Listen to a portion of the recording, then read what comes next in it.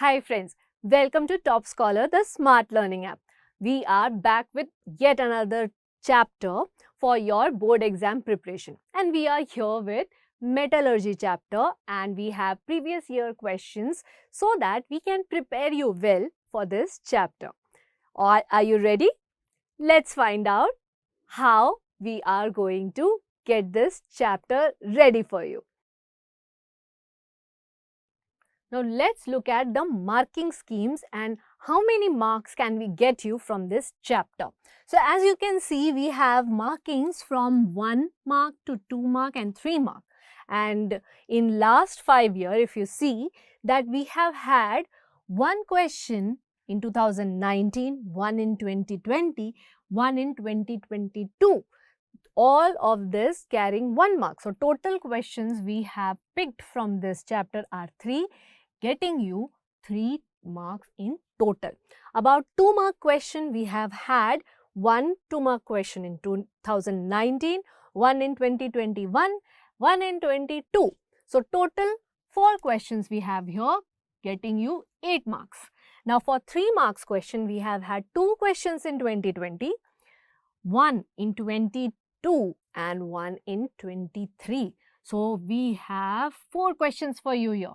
So total carrying 12 marks. So let's look at it in the graphical form, are we? So here as you can see that we have had couple of questions every year from this chapter and maximum questions were of 3 marks. And 3 marks are good enough marks. If we can solve it, we will be able to score quite much if we keep collecting 3 marks, right? And also 2 mark questions, right? So we think this is actually a very important chapter and it can get you quite many marks if we get it right.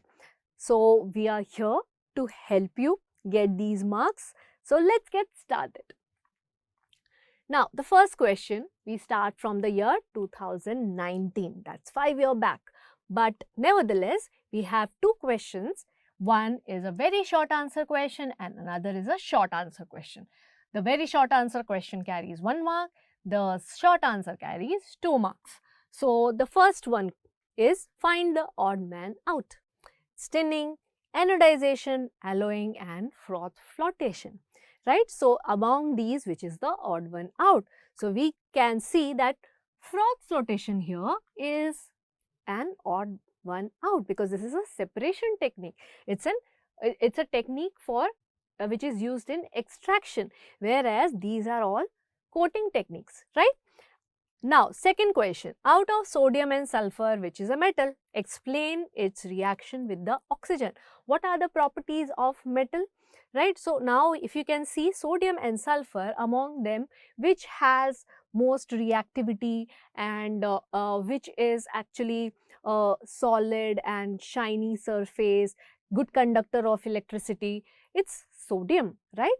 So therefore sodium is the correct answer and it has and explain its reaction with oxygen. So we will also get to that. Now next question. Again from 2019, this is a short answer question carrying 2 marks. A tapping vessel opens in a tank-like container that is tapering on the lower side. The tank has an outlet for water on the upper side and a water inlet on the lower side. Finely ground ore is released in the tank. A forceful jet of water is introduced in the tank from lower side and gangue particles and pure ores are separated by this method. So now this is the paragraph, this is the information that is given. Based on this, we will have to answer the question. The above description is of which gravitation separation method? Okay, so which gravitation separation method is this? Draw label diagram of this method. So we will have to draw whatever is written in it and also describe that what separation method is used here, what gravitation separation method is used here. So we will solve it in detail in our subsequent slides, right? So let's move on now. from 2020. So we are moving to the following year, and here we have two questions. One is MCQ type question carrying 1 mark, another is short answer type question carrying 2 marks, right? So the first question, in the Wilfley table method, the particles of gangue are separated by dash separation method. The particles of gangue are separated by what? Gravitational method, right? So this is the answer. Now second is write a short note on alloying. It is also carrying 2 marks, so we will be discussing that in detail. Now again in 2020, we have this question which is carrying 3 mark question. Remember, we discussed that there are a lot of 3 marks questions from this chapter. So this is one of them. Observe the given figure of reactivity series of metal. So we have the reactivity series of metal here, and then answer the following questions. So we have to answer, name 2 metals which react with water, okay? Name 2 moderately reactive metals. Name the most highly reactive metal and the most less reactive metal. Right now, we know the reactivity series, how it goes. So, from the topmost is the most highly reactive metal, and coming down from top to bottom, the reactivity decreases.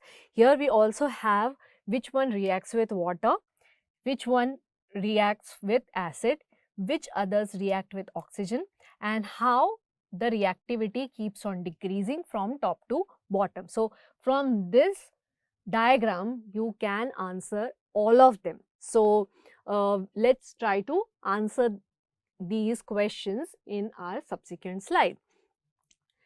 Now, we are again moving down the year, that is 2021. So, the first question here gives you 2 marks if we solve it. This is a short answer question. Another question is also a short answer question carrying 2 marks. So, the first one we have to answer, give scientific reason sodium metal is always kept in kerosene. You must have observed that in your science lab as well. So, you must have seen that sodium metal is always kept in kerosene. What happens when you remove it out of kerosene and you are careless about it, you don't hold it with your tongue, then what happens? Your hand starts to burn. Why is that so?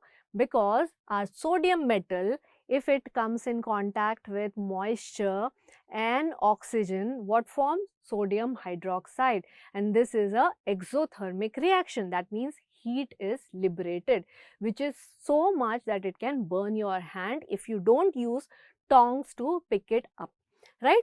Now, second question, identify the process described in the sketch below and write any 2 uses. So, here what is happening? What is going on? There is a anode silver plate and there is a cathode aluminum spoon, and there is a electrolyte solution inside, and then it is connected to a cell.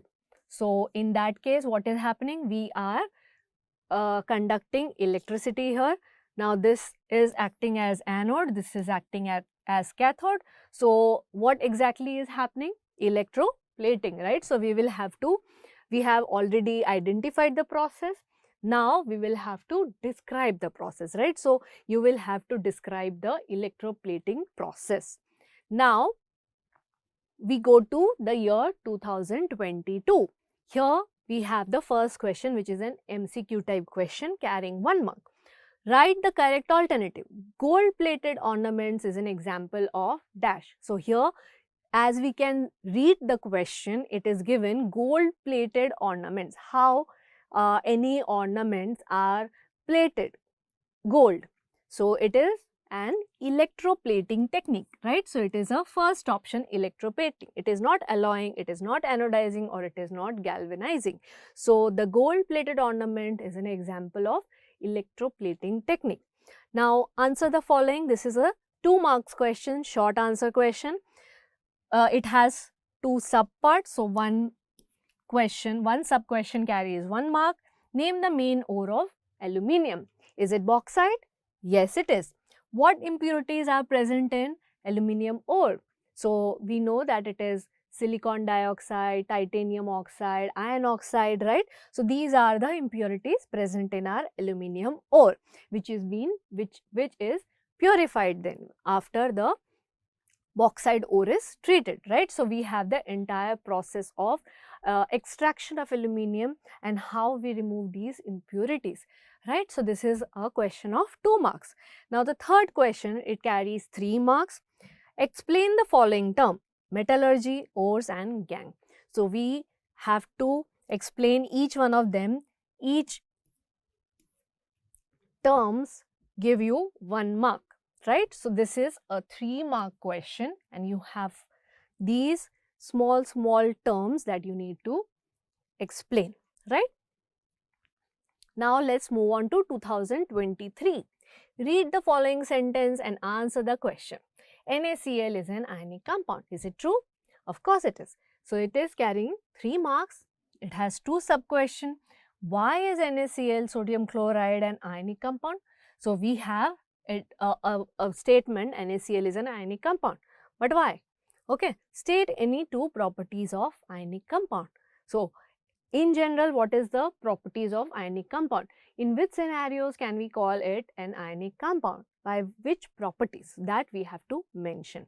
So, let's go to the solutions of the previous year's question, which are very important and which needs to be discussed so that you are able to answer them correctly. So, the first question, that is about how we can draw a diagram of this entire process and then answer these 2 questions. A tapping vessel is open in a tank-like container that is tapering on the lower side. The tank has an outlet of water on the upper side and a water inlet on the lower side.